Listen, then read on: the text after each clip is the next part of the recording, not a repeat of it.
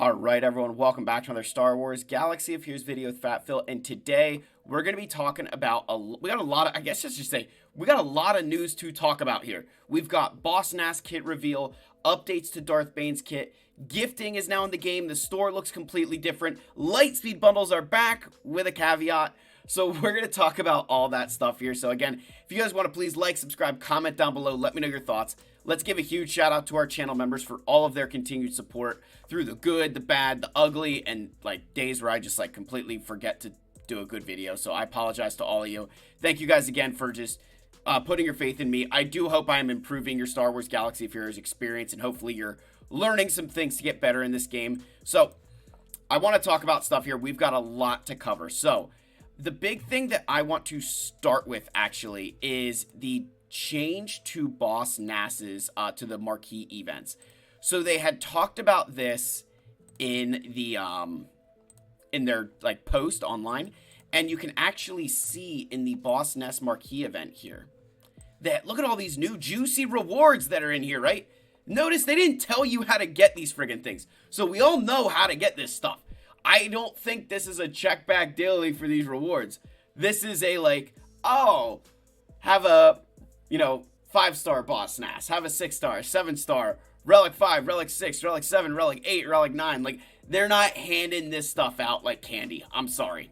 I don't see it. I feel like you're going to need to have a certain level Boss Nass and stuff to be able to earn these resources. Like, they're not going to hand those out for free. I'd be highly surprised. If they do, we can, I don't know, you could color me blue and call me a Smurf. Like, it's not happening.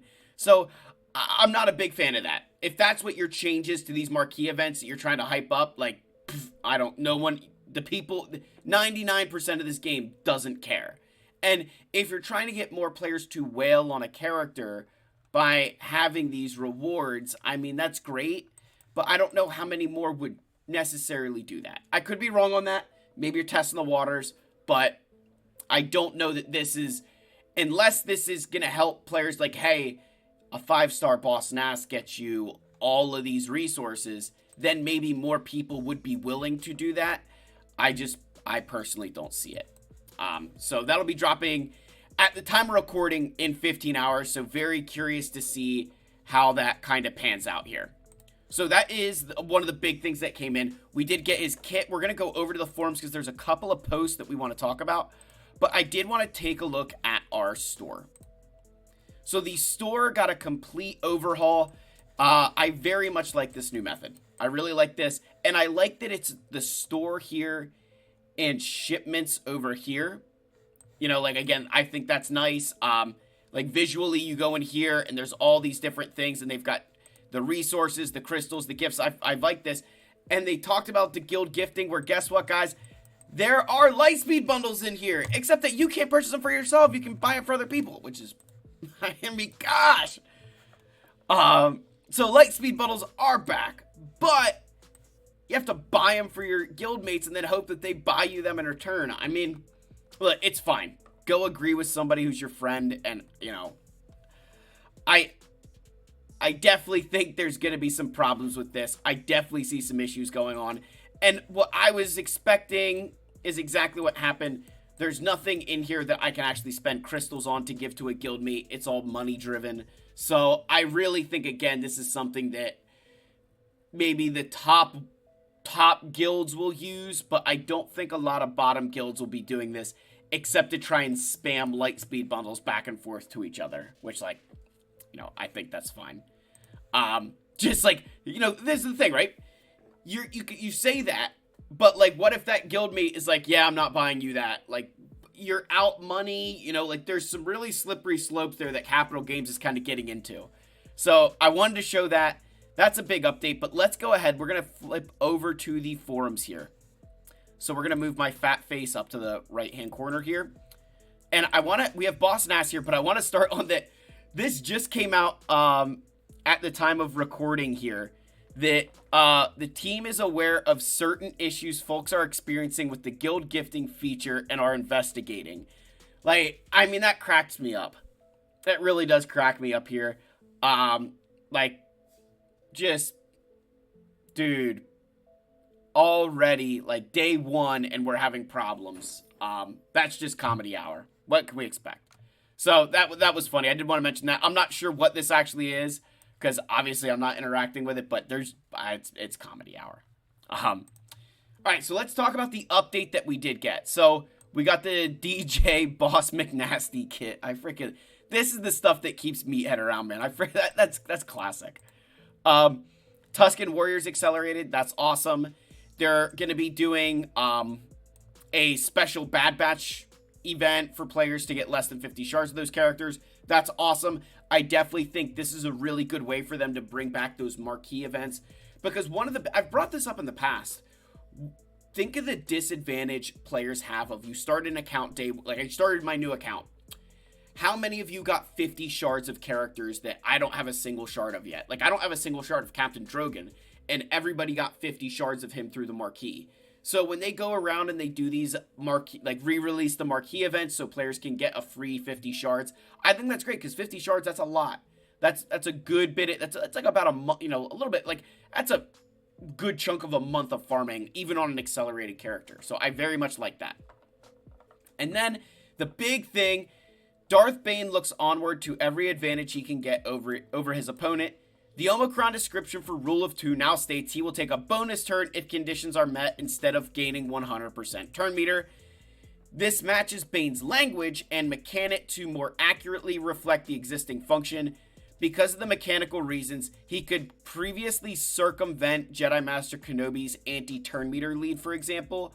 Now he still does, but more consistently to how we handle the interaction elsewhere in the game. Bonus turn is 1,000 times better than 100% turn meter. I very much like this. It will be very interesting to see where Bane's bonus turn fits in. Obviously, he will never move before Han Solo. But it will be interesting to see how this bonus turn works against characters like Iden, Wat Tambor, even Mara Jade. And I guess Mara Jade is 100% turn meter in Territory Wars. So I guess that's not even, circumventing her. But now, significantly better than Mara Jade in Territory Battles. Because Mara Jade, 100% turn meter, getting into a speed race with your Darth Bane. Now he's getting a bonus turn. So bonus turns are a million times better than 100% turn meter. We love that. And I think this is truthfully a direct call out to, like, completely stop. Like, Kenobi is going down. Kenobi's going to be on the low ground.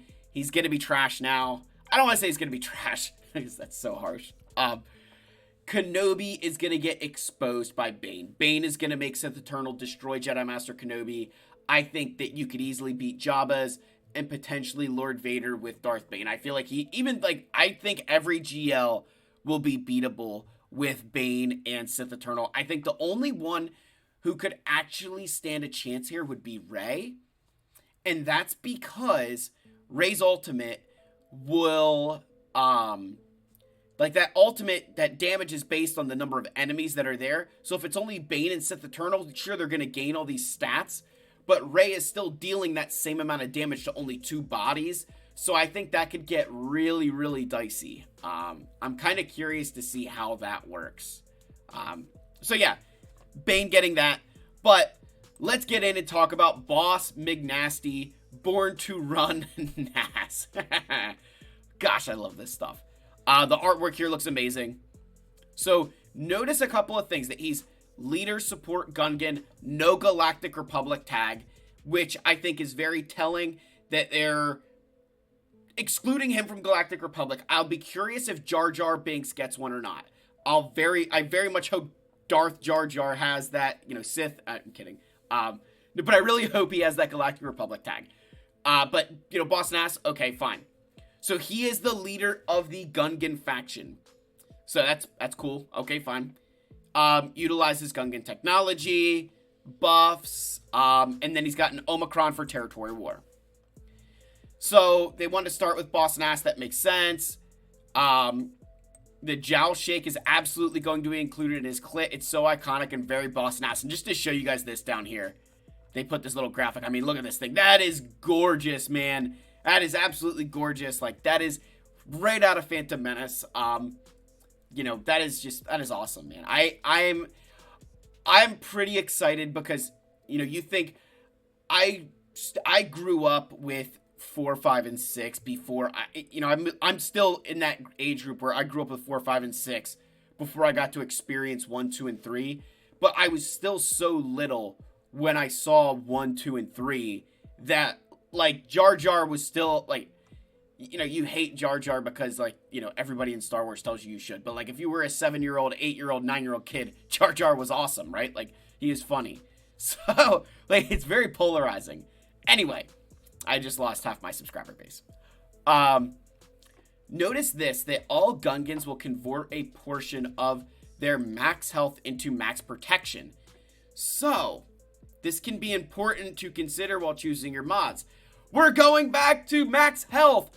Like, every character ever right now wants max health because, you're taking that max health, converting it into max protection. So, the only question I have here, and this will be curious to kind of run through with all the Gungans, is you'll want to create like an all protection set for Boss Nass and an all max health set for Boss Nass. And what we'll want to see is which one will end up netting us more overall protection, right? So I'll be very curious to see how that pans out. Very excited to get into the modding of these characters. They're showing that modding is becoming more and more important, and not just speed, but stat-wise. And that's something I've been pushing. Channel members, you guys know that for sure, that they're trying to force us to pay attention to stats other than speed on characters now, which I think is a great change. I feel like it's long overdue. And as someone who's been doing that for the past, year and a half or so, it's paying off. So again, he's Marquee character. They talk about how the shield generator will work. I don't want to bore you guys with this. Like, I think reading it, it's going to be hard to understand. I feel like seeing it in action will get a much better idea of what it's supposed to do. And then we will need Boss Nass at Relic 5 to unlock Jar Jar Binks. So I feel good that that it's a Relic 5 unlock for Jar Jar. I feel like that's a very solid level. I think that means that they recognize it's going to be harder to get these guys ready for the raid. So they're going to try and let them get you at Relic 5 to unlock them earlier, potentially help you score more. I'm just going to be nervous for the release cadence of these guys with the raid. I really hope that we get them, boom, one, like, every single week, and then we can start farming them. Like, I want these guys to kind of get released quickly because I think that we need that in the game in order to get them farmable, be able to use them in the raid, especially as a free-to-play. So, in the boss's command here, notice this. Inflict offense down for 1 turn and call another Gungan to assist, dealing 30% more damage. So he does not actually have an attack. During his turn, he recovers 30% protection, gains 10% max protection, stacking max to 100% until the end of the encounter, and inflict vulnerable.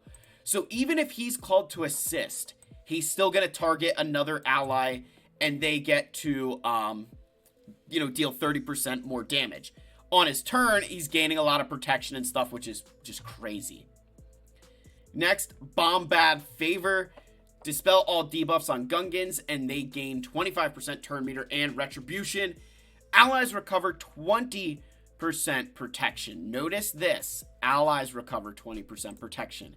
If there's an active shield generator, remove 1 stack. Gungans gain additional benefits based on their role. Critical damage up, tanks taunt, speed up. Those are 3 amazing buffs. We absolutely love those buffs, right? Those are very, very good. All right, next, Intimidating Order. Dispel buffs on all enemies. If the enemy was buffed, remove 25% turn meter from them. If they were a separatist, remove 50% instead. Inflict target enemy with exposed for 2 turns and inflict all enemies with defense down 2 damage over time and healing immunity for 2 turns. That is absurd. The defense down, damage over time, and healing immunity, that's a potent combination right there. I will be curious to see how resistible those are. How often are those getting resisted? Because if they're a highly resistible kind of thing, then it's not as potent. Whenever you see that, like, can't be resisted, evaded, whatever. So I think this will mean that he will need some level of potency on him, would be my guess. Next, Ankura Resilience. So at the start of battle, he loses 75% max health and gains that much max protection. So then he's going to gain potency equal to 50% of his current protection percent until at the start of his turn. Okay, hold on. So let's start here at the start of battle. 75% max health and takes that much protection. So this is where I'm wondering, if you mod him for max health, he then converts 75% of that to max protection. Is 75% of his health pool larger than if you added extra protection on him? I will be curious about that. I'm very curious about that. Then at the start of his turn, he gains potency equal to 50% of his current protection percent until the start of his next turn.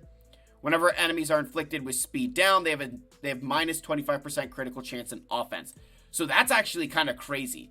So if you inflict them with speed down, they're now dealing less damage too. That is a very, very good ability right there. That's a very nice thing.